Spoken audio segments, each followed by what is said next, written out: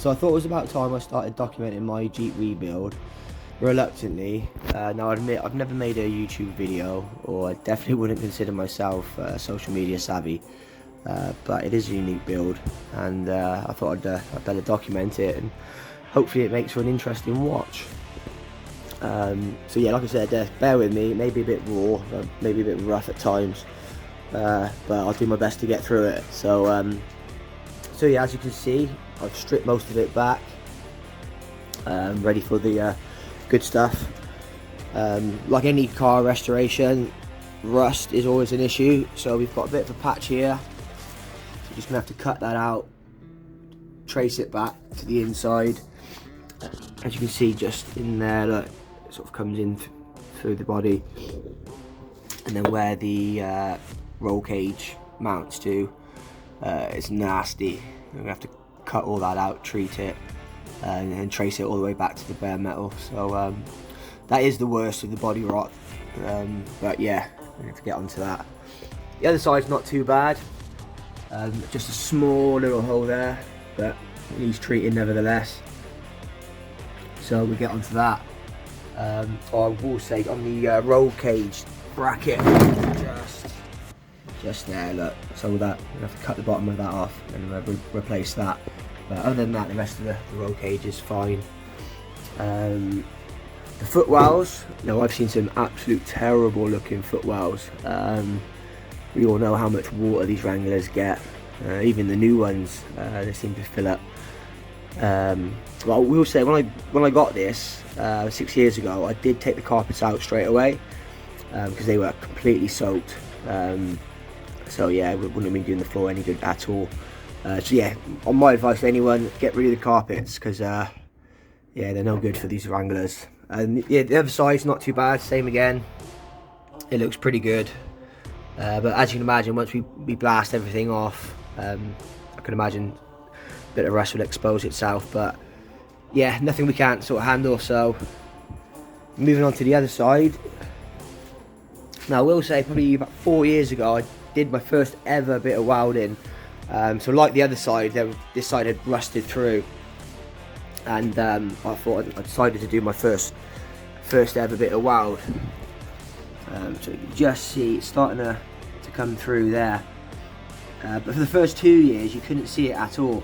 It was pretty good, but one thing I didn't do is, whenever you weld, you're supposed to use a zinc based primer afterwards, and I didn't do that. So the surface rust is starting to creep in and expose the weld. So I'll have to get onto that, even if I have to sort of redo it, so be it. But that's pretty much it for the body work, because I think I got away pretty lightly compared to some that I've seen.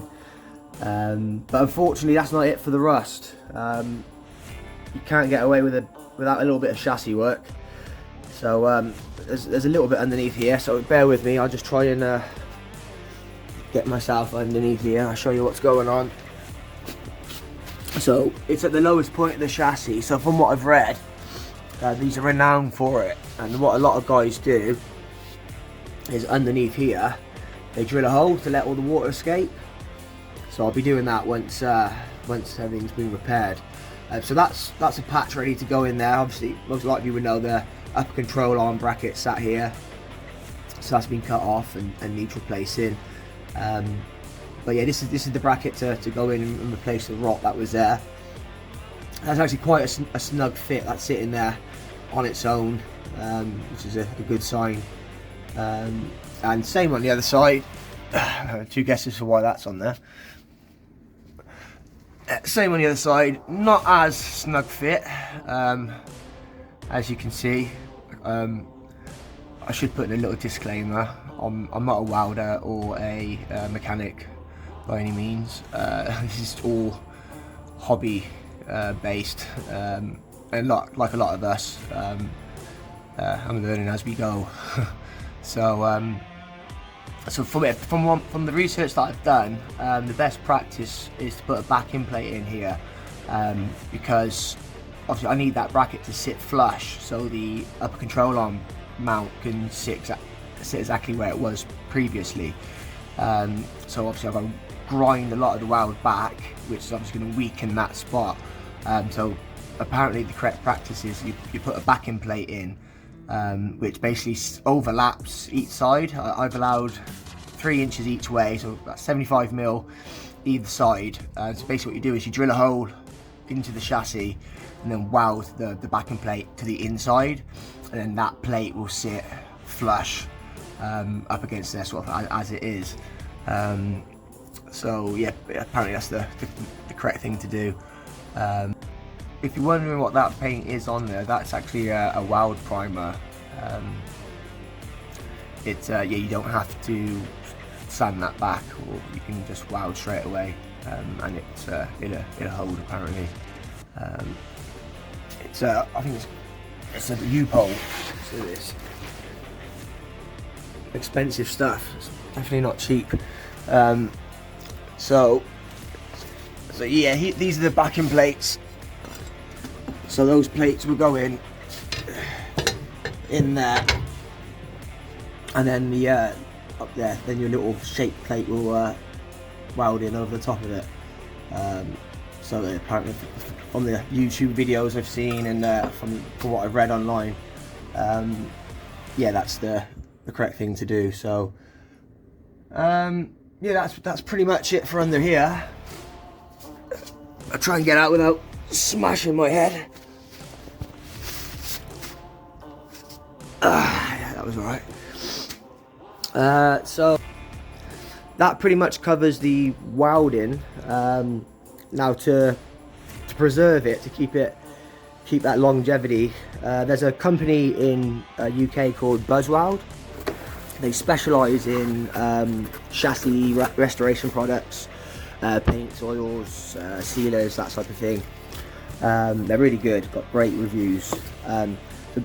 This is a cavity paint, so basically once you've rust converted inside and outside, give it 24 hours, 48 hours to let it set, and then you can go over it with this on the inside, and that would just seal up anything, and just prevent any moisture sort of getting to your chassis from the inside. And then on the outside you go over it with this. It's a rust encapsulator, really heavy, thick product. I've used it before in the past on a Land Rover chassis. I didn't have the chassis long enough to see how well it worked, but very thick, heavy duty product. It sort of seemed like it was long lasting. So and again, great reviews online. So that goes over the outside, and then there's a choice. You can either, obviously we all know Raptor paint, great hardware in product, and the Buzzweld actually do a product called Raw, which is very similar. It gives you a different finish. So as you can see there, it's already got the Raptor paint on it. That'll be getting blasted off and redoing. So I don't want too much Raptor paint on the vehicle, so I will go with the Raw finish on the chassis, just to give it something different to the Raptor. So I should say, while those holes are open in the chassis, I'm going to utilise them the best I can. So I'm going to get a pressure washer with a turbo nozzle, and I'm going to blast the chassis rails through. And obviously the debris's got a big hole for everything, all the debris and snot and whatnot to exit. So I'm going to utilise that the best I can. Yeah, and once everything's been blasted through, I'll then go over it with the rust converter. I will show you this actually quickly. There's you're probably familiar with that, but it's one of these little cameras. You plug it into your phone. It's got a torch on the end, and it comes up on your screen. And yeah, you just sort of feed it through. It's pretty long, and yeah, it's good just to have a little look at what condition your chassis is in. So I haven't got any pictures at the moment, but I'll have to plug it back in, and I might sort of record some footage just so you sort of got a bit of an idea of what a 27-year-old inside a 27-year-old chassis looks like. So I'll have to remember to do that. But yeah, good little bit of kit, just if you're curious, you want to know. So that pretty much wraps it up for this first video. You've seen the restoration, type of work that needs to be done, but obviously that's only half the story.